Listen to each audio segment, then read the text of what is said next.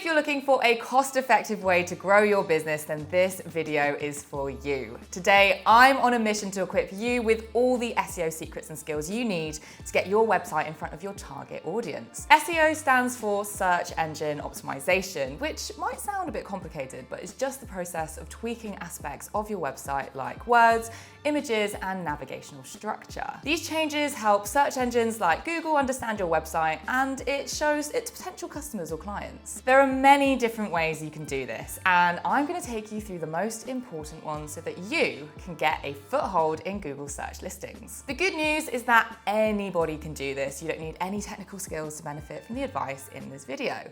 Let's get started. Before we jump into the practical tips and tricks, I want to show you the difference that good SEO can make to your business. It's worth noting that SEO isn't a one-size-fits-all solution. Different businesses will need to rank for different words and phrases. For example, if you're running a hair salon in Beverly Hills, then there's not much point appearing on Google when people search for hair salons in Brooklyn. So you need to signpost your website to Google and other search engines so that they know to put your website into the search results for searches that are relevant to your business or services. There are 3,600 searches a month for hair salons in Beverly Hills. So if you're appearing at the top of Google for that search query, then your business is being put in front of up to 3,600 potential customers a month, completely for free. That's why SEO is so incredibly powerful for small and medium-sized businesses. Now, I promise I'm going to give you some very practical steps for optimizing your website for Google, I promise. But before I do, it's important to have a good understanding of how Google works because this will allow you to make good SEO decisions across your whole website. Google's search algorithm can be your best friend, but like all good friendships, it starts with getting to know each other. I'm Brennan. I'm Dale. You have to call me Dragon. Google looks for experience, expertise, authority, and trust. When building your website, if you try to demonstrate these core values, you'll be starting on the right foot. I could talk all day about the inner workings of Google's algorithm, but neither of us want that. Oh, thank God. But if you want some further reading, you'll find a link to a great article in the description below of this video. One thing I will say is never try to trick the Google algorithm by plastering keywords all over your website. Google's been around for a long time, and it knows when somebody's trying to game the system. Don't try to sneak past me. I have ears like a cat and eyes like a rodent. Put honest work in and you'll see the rewards. Let's get to work. There's no point doing any SEO unless you know what you're optimizing for, and that's where keyword research comes in. These are the words and phrases that when people search for them, you want your website to appear in the search results. There are many free tools that can help you do this, but before you use those, make a cup of coffee, sit down, and try to think like your target customer. Let's imagine you're a personal trainer in Chicago. What do you think people will search in order to try and find the right PT? Personal trainer in Chicago is a good place to start, but it might be a little bit too broad. Do you specialize in a particular area, such as calisthenics or mobility for older people, or even bodybuilding? This is important to many customers.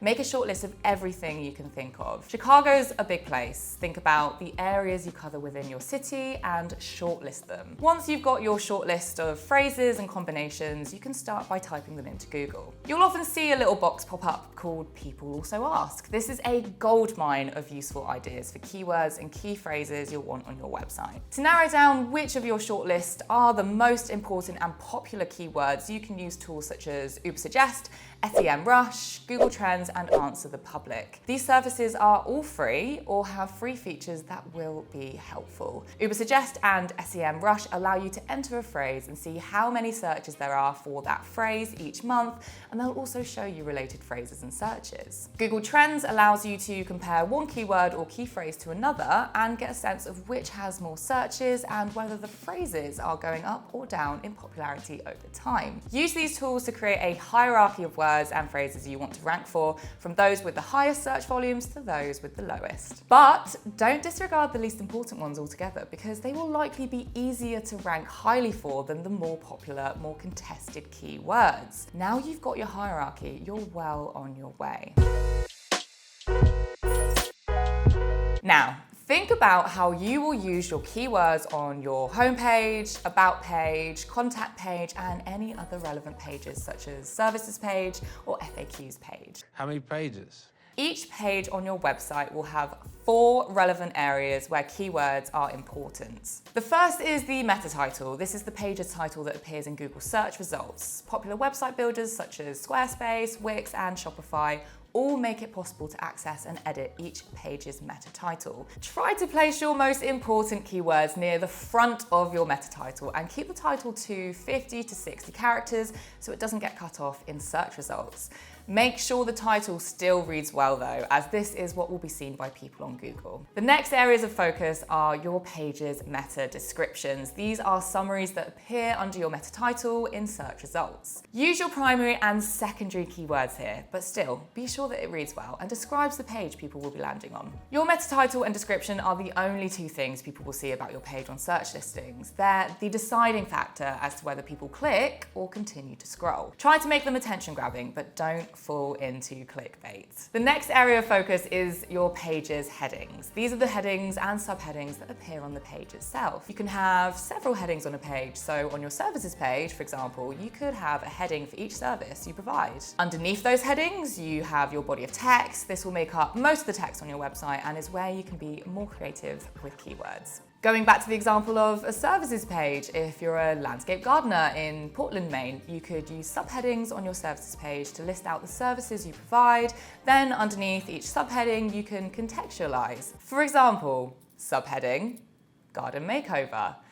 Larry's Landscape Gardening has been providing garden makeovers in Portland for over a decade. See how I snuck in the phrase garden makeovers in Portland in a way that felt natural. Also, consider writing blog posts on your website that relate to specific keywords or key phrases. Make the posts informative and interesting, and potential customers will value the work that you've put in. Speaking of which, I hope you're finding this video useful. If you are, please subscribe to the channel. We have plenty more helpful videos on building a great website. And if you have any questions, just drop me a comment down below and I will do my best to answer them. There's more to good SEO than just keywords. Here are some simple housekeeping top tips to optimizing your pages and website. Use internal links as signposts to Google. When you link between different pages on your website, it helps search engines better understand your site. For example, if on your About page you have the sentence, "The best bottle shop to buy craft beer," consider highlighting the text, "Buy craft beer," and linking it to your online shop page. This tells Google your online shop is a place people can buy craft beer. Now this one is important. Don't duplicate content. Google does not like it when you have the same content under different URLs, especially if it's copied from another website. Don't forget about alt text. This is important both for accessibility and for Google. Alt text describes to visitors what's contained in your website's imagery. Ensure that each image's alt text clearly tells a user what's pictured. Visually impaired visitors using screen readers will appreciate these efforts too. Get your URLs right. Make sure that the URL of a web page reflects the content inside. If possible, feature your primary keyword. As a general rule of thumb, keep the URL short, uncomplicated, and avoid using numbers. There are plenty of ways you can improve your SEO by doing work outside of your own website. The most important of those is getting backlinks. This is simply when another website links to yours. Backlinks should be relevant and you should never pay for backlinks. Google can usually tell when a backlink is paid for and will penalize your SEO score. The most common way of securing a backlink is to write to a website within your field of expertise and offer to write them a free guest blog. The guest blog will then include a short bio about you, and this will link back to your website. Other ways to generate traffic to your site can be through social media or influencer marketing. Pushing relevant people towards your website through these methods is going to help your Google ranking. Going back to the example of personal trainers in Chicago, one of the top results for this search is a Reddit thread on which somebody is trying to find a good PT. Leaving a well-written, friendly, and personal reply on this thread could actually get you in front of a lot of potential customers. Just be sure to read the subreddit's rules about self-promotion before doing so. Now, we move on to step number 5, which is I'm sorry to report, not the most exciting step, but it's very important. This is where we optimize our technical SEO. The most important technical SEO consideration is your website's load times. If pages are loading slowly, then this sends a poor message to Google and to your customers. The best way of ensuring fast site load speed is to reduce the file sizes of images and videos. You can use photo editing tools like Canva to compress your images, retaining quality, but reducing the file size. It's also really important to get on your website's navigation and architecture right. Make sure that it's easy to find everything on your site and that everything is well signposted. When designing your site, think mainly about mobile users. We tend to design websites on a laptop, but the majority of web users these days are on mobile devices. Most website building tools allow you to see your site in a mobile format as well as in a desktop format, so triple check your mobile site looks good before posting. Now, we've done all the hard work. Your last step isn't just to recap the rewards, it's to look at the data and try to improve even further. Connecting your website to a tool such as Google Analytics allows you to see in granular detail who is visiting your website and how they're using it. You can see which pages are pulling people in from Google and even see things like how long people are spending on each page. If you have a page with a low dwell time, it's a good sign that the content isn't engaging enough and you need to make improvements to that page. Or if you have a page that's bringing in lots of potential customers but isn't converting them, you know you need to change the page so that it encourages people to book an appointment or to get in touch with you. Regular improvements to your site will send a good message to Google and should help you get more customers. If you have any questions about any of the topics I've covered in this video, then please drop a comment down below and I will do my very best to give you a good answer. And if you've got this far but haven't subscribed to the channel, please make my day by hitting that subscribe button. I'm on a journey to help entrepreneurs and small businesses build great websites, and you'll find tons of useful resources on the channel. Thanks for watching, and I'll see you again soon.